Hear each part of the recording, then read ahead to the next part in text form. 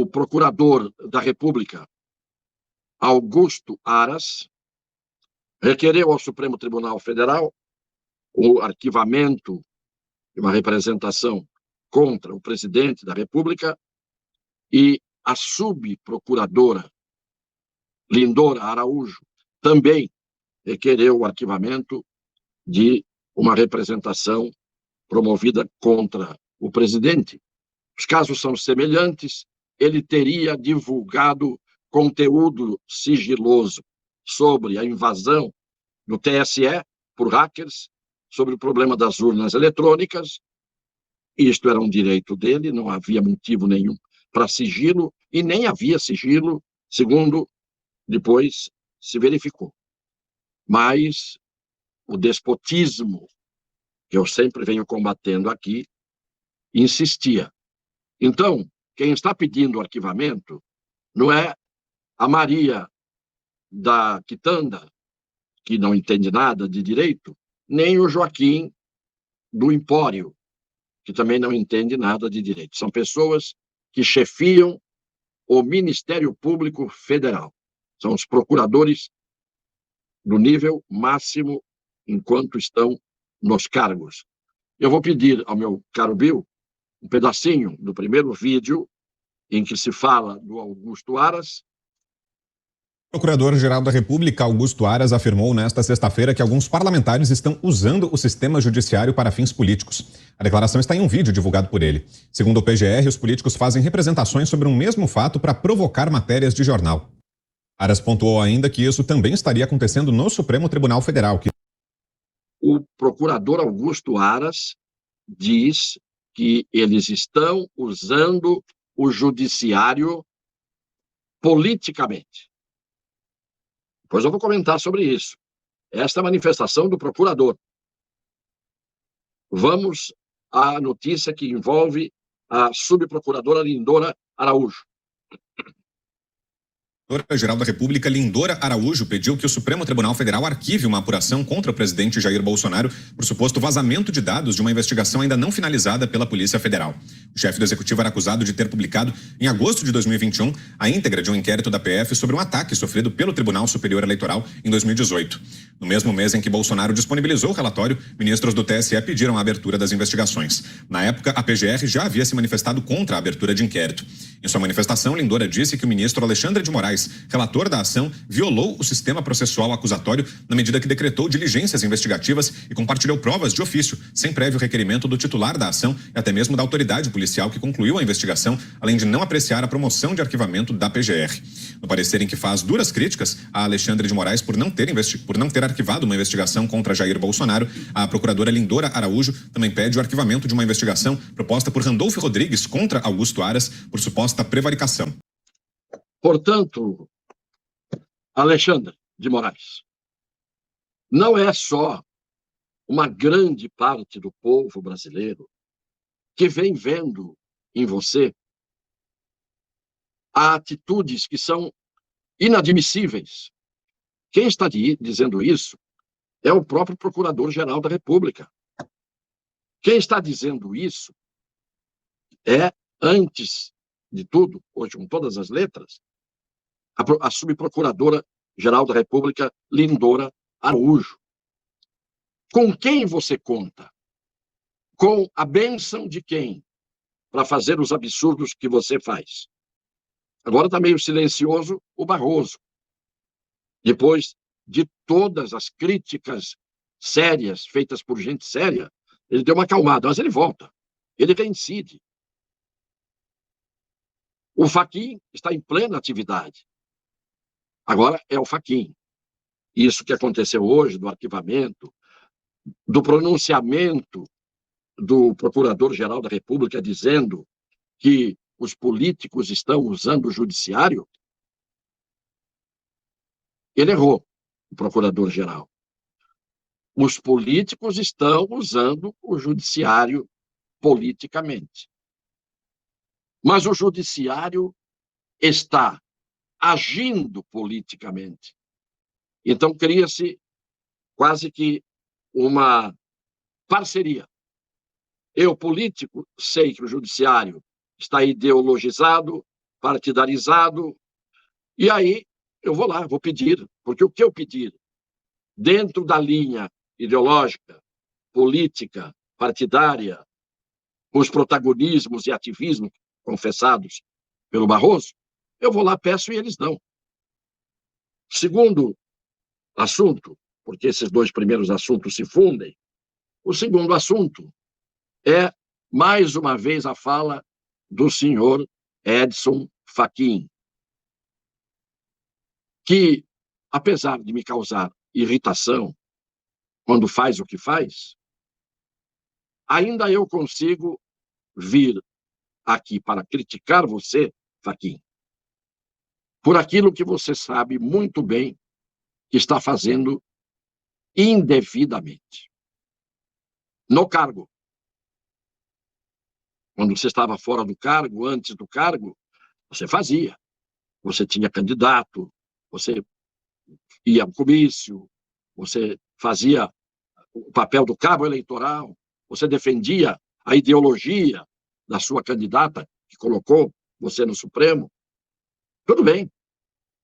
Agora, assumiu o Supremo. Não podia mais. Não pode mais. Então, vamos ao primeiro vídeo. São pela adesão cega à desinformação que prega contra a segurança e auditabilidade das urnas eletrônicas e dos processos eletrônicos de totalização de votos é a rejeição do diálogo e se revela antidemocrática. Que absurdo, não, Edson Fachin? Que absurdo. Como é que você pode ter esse atrevimento de sustentar esse tipo de argumento? Quer dizer que uma pessoa que duvida da confiabilidade de um aparelho eletrônico, que você usou duas vezes a palavra eletrônica aí, uma pessoa que faz isso é uma pessoa antidemocrática. Você sabe o que é democracia? Eu não tenho direito de duvidar. Eu não tenho direito de confiar. Eu tenho direito de desconfiar. O TSE não foi invadido? Foi. Vocês não pediram para a Polícia Federal investigar? Pediram. O que se descobriu? Que aquilo era devassável. Era vulnerável. E aí você diz que está garantido o sigilo do voto. Há 25 anos que as urnas garantem o sigilo do voto. Eu concordo, aí nisso eu concordo com você, Fachin. O sigilo do voto está garantido. Tão sigiloso é o voto que eu, eleitor, não sei se eu votei e o voto que eu dei para determinada pessoa foi para determinada pessoa. Porque eu sou um mero apertador de botão. Mas não é nem esse o maior problema. O problema é que vocês não quiseram e morderam-se de indignação diante das desconfianças, mas pior ainda, não mexeram um dedo para adotar um sistema de votação, de apuração de votos, que pudesse ser muito mais confiável. O que custa a um juiz todo-poderoso, servidor público, que é o que é, dizer, não, se há um sistema mais confiável, vamos instituir esse sistema. Por que esse não, e não, e não, e bate o pé, bate o pé, bate o pé, e não, e não, e não? Isso é que causa estranheza, porque é o tipo da teimosia que extrapola o limite da turrice e passa a ser algo que não tem explicação. Vamos ao próximo vídeo do Fachin, que também é curto, meu caro Bill. Tanto quem, portanto, vocifera não aceitar resultado diverso da vitória, não está defendendo a auditoria das urnas eletrônicas do processo de votação. Está defendendo apenas o interesse próprio de não ser responsabilizado pelas inerentes condutas ou pela inaptidão de ser votado pela maioria da população brasileira. Aí você passou realmente recibo de que está querendo levar na conversa uma grande parte de pessoas de boa fé. Sabe por quê? Porque você disse que quem vocifera, clama, grita contra as urnas, é porque, em outras palavras, ou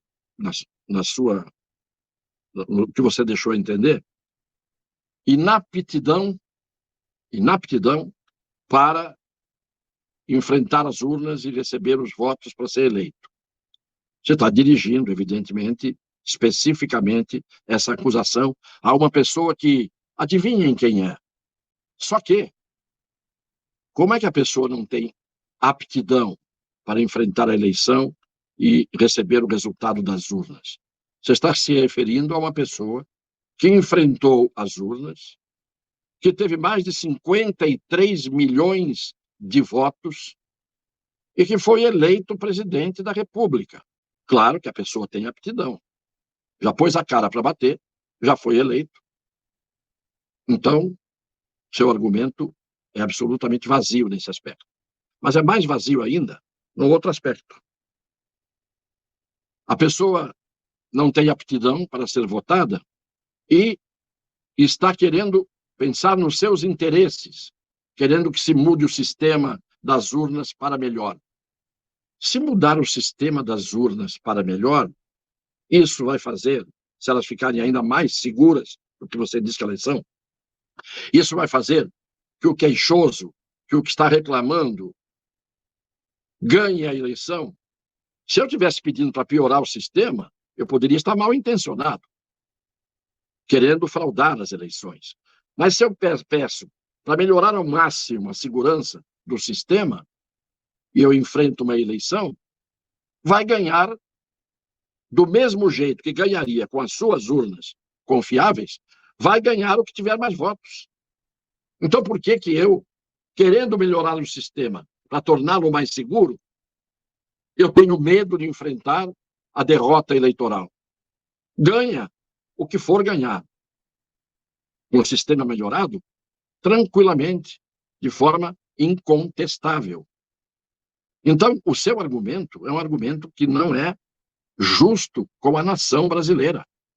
Porque quem ouve você dizer isso, que uma pessoa está com inaptidão de ser votado pela maioria, já foi votado pela maioria, já foi eleito. Não lhe parece lógico o meu argumento, Fachin?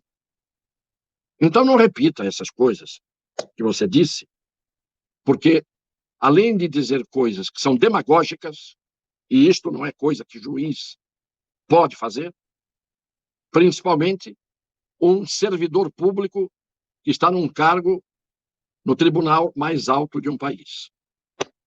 Eu acho que quando você me ouve, por não ter resposta, deve ficar cada vez mais sem palavras, a menos que venham atitudes arbitrárias, autoritárias e injustas em cima de quem vem aqui, mostra as coisas como são e diz, sem ofender ninguém, onde estão os absurdos nos argumentos, onde estão as falhas de raciocínio e onde estão as manifestações dadas contra uma determinada candidatura, um determinado candidato, que a gente sabe que não é o seu, porque você proclamou a sua posição ideológica, partidária, naquela convenção, naquele comício, que está na internet para todo mundo ver em 2014. Então, você tem uma posição. E, ao invés de não misturá-la com a ideia que você tem que ter de justiça no momento das suas decisões, aí está o que não tem acontecido, lamentavelmente.